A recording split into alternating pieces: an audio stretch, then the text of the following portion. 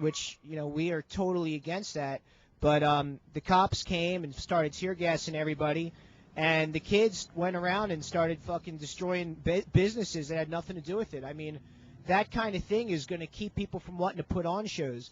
Those business owners had nothing to do with what happened. They didn't gas anybody. So if you're angry about what's going on, take it up with the cops, fucking start a zine or a band, get your message out there so people will listen. No one's going to listen to some fucking drunk, slob, trashing windows in a business. No one's going to listen to what you have to say. I mean, we have something to say, and it's our responsibility to say it. If you feel something, you got to say it. It's your responsibility to say it. Get out there and fucking do it, but just do it in a smart way that people's going to listen. If no one's going to listen, it doesn't matter how angry you are. It's just going to get bottled up inside, and no one's going to hear you. Get out there and get your message out there. Start a fucking band. Go on tour. I mean, there's no reason why you can't be doing what we're doing, what the Casualty's doing. None of us are fucking, professional musicians that are fucking, there's nothing that we're doing that you can't be doing. Just fucking do it. Madness, you guys. You heard that from Mike from Cheap Sex. So just do me a favor, man, and check his words out, and you'll see what happens. And as far as that goes, the last question I had that brought me what we were saying is, what's the message that brings to this album? Is it the same message that you're saying, or is it other messages besides that? Or I mean, there's a lot of messages. Every song has a message. I'm sure there's possibly maybe a couple of anger songs and a couple of peace songs, or I don't know. I mean, we obviously don't like what's going on war-wise. I mean, not only is it a war about money and oil, whatever you want to call it, but we're all losing people in that war. I mean, we've already lost a lot of people. And some of the soldiers, they don't want to be there. They just signed up to be in the military. Who thought we'd be in a war that would kill them? I mean, I have friends that have been there and friends that have died there, so it's no good. But, I mean, we have other songs, Written in Blood. Religion, you can be religious, but it gets taken too far. Religion's killed people. I mean, how many wars have been started in the name of a god or a religion? I mean, there's plenty of songs on the album that speak about just what's going on everywhere. There's always something wrong, and there's always something to talk about. And it doesn't mean you have to, go and crack someone's skull. You can say it without having to be violent. Or in other words, does it mean that you have to basically just do as I say, basically, but it's just an open eye, just just listen to what we're saying, and maybe you can, an opinion, right? Yeah, hopefully. I mean, not everything we say is set in stone. We talk shit about stuff, but hopefully someone who might not. And it's not the problem with punk sometimes is we're preaching to the choir. A lot of our fans, they know what's wrong in America. It's you want a new fan, you want someone new who might not even think about what's going on in the nation. They just live every day and they're blind to what's going on. Well, there's a lot of stuff going on that's not good, whether it be the whole Big Brother type of 1984 thing. I mean, we're being watched a lot more than we used to be. Your words, people are listening to every cell phone call you make. It's not good, and sometimes you have to get involved politically. Look at who's running and what they support. I mean, we need a lot more environmental people in office. I mean, the earth is going downhill quick. It's not going to last forever. Maybe some kid just believes in no war, but he's never thought environmentally. Maybe some kid thinks environmentally, but has never thought about what the government's doing to listen to you. And the Patriot Act is getting taken out of hand. And, you can be kept in a jail for months for no reason. That's scary. For no reason. You can be picked up, put in a jail, tortured. No reason. No one's going to know what happens to you. And then we also have a song on there called Fear in the Night, which is about abusive relationship. A lot of women get involved in these relationships, and they're abused, and they stay in these relationships because they don't think they deserve better. We have another song called Russian Roulette about a friend of mine who was real politically active. He was out there doing it, got involved in heroin, and he ended up dead. Shot a speedball into his arm and was found dead. And just I have so many friends that have died because of hardcore drugs. And, Written in Blood spans the gamut. You got songs about drugs. You got songs about abusive relationships. You got political songs. You got songs about just having a good time. And that's what Cheap Sex is. We don't pigeonhole ourselves in one topic. There's so many fucking things to sing about. There's no reason to just stick to one topic, and that we're never going to do that. We never have done that.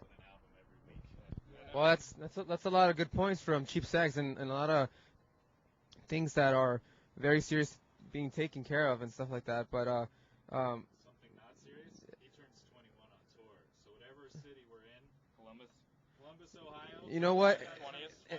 Wow, you hear that, guys? I'm 32. Just throw that out there. He's, Mike's 32, and this is about to be 21.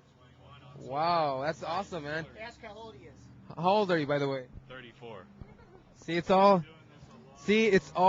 in the brotherhood, and it's all for love for music. You know what I mean? So, I also want to get a point across that this was a real personal, actually interview. I didn't really know what to expect from Chief Sex because you guys always surprise me a lot. You know what I mean? You guys are awesome, and I totally respect your whole lyrics and whatnot.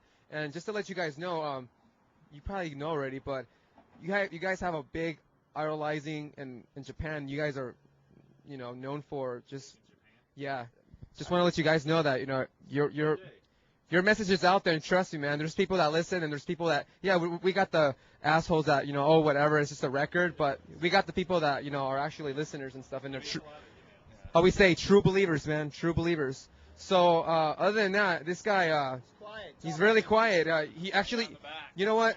You remind me of, for some reason, the 80s, man. Like, the Robert Smith days. That's really good stuff, dude. So, lipstick, though. So tell me about this whole, what Mike and this other buddy here is saying about this. I'm calling him Buddy. Saying about which part? Issues and, all these important facts and stuff.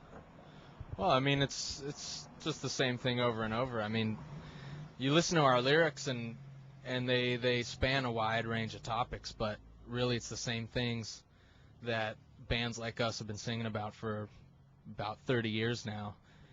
And it's frustrating because it seems to have gotten worse and worse and worse and worse because nobody fucking wants to listen, it's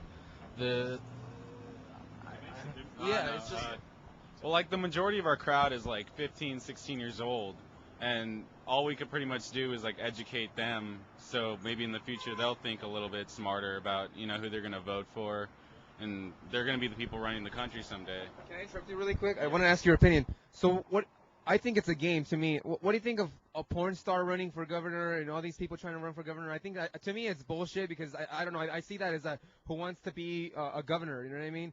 So they couldn't be any worse than Arnold Schwarzenegger. So you know what I mean?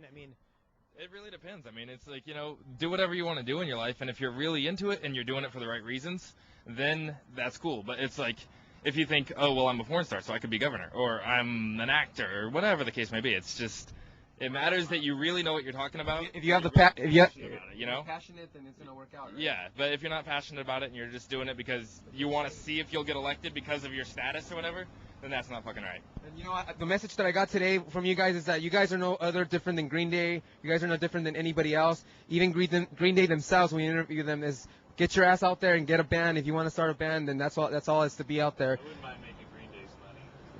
That's true. But that's the same message that Mike was saying. Get your ass out there, and if you want to support the scene, be in a band, and if you're angry, get out there and start your message. But like he said, don't go out there and start vandalizing everything and shutting down the shit. So that's really awesome interview today. And is there anything else you guys want to add to this interview? Any last words? We just want to thank our fans.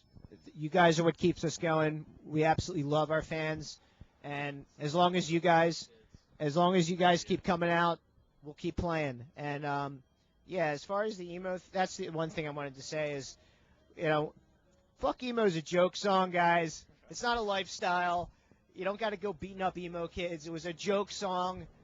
Fucking sure, we don't listen to emo music, but who gives a shit? I mean, we're not fucking, dictating way people should live their lives. Don't you dictate how people should live their lives. It's a joke song. Just have fun with it. Don't make it a fucking way of life. Punk is supposed to be open-minded, so, punk is supposed to be open-minded and tolerant. If you're starting to go fag bashing or you're starting to beat up emo kids, then you're kind of going against what we're about anyway. You might not like the music, but it doesn't mean you got to go bashing someone because they're emo. And this is another thing. I don't know if you guys agree with me on this, but I think that punk's not the way you dress. It's about the attitude you have. It's about inside.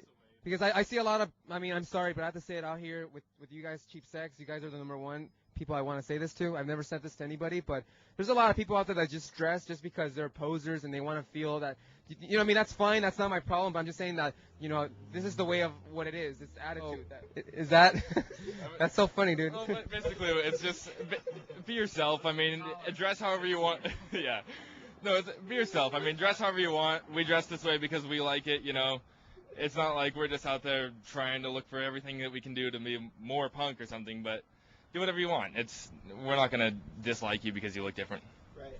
You know, so if you have to wear your boot nannies or anything like that, that's on you guys. But this is Cheap Sex, and this was Punk Rock Tonight. And are you sure there's anything else? We're done. Check out the show, and they're going to be on tour, and Punk Rock Tonight, we're out.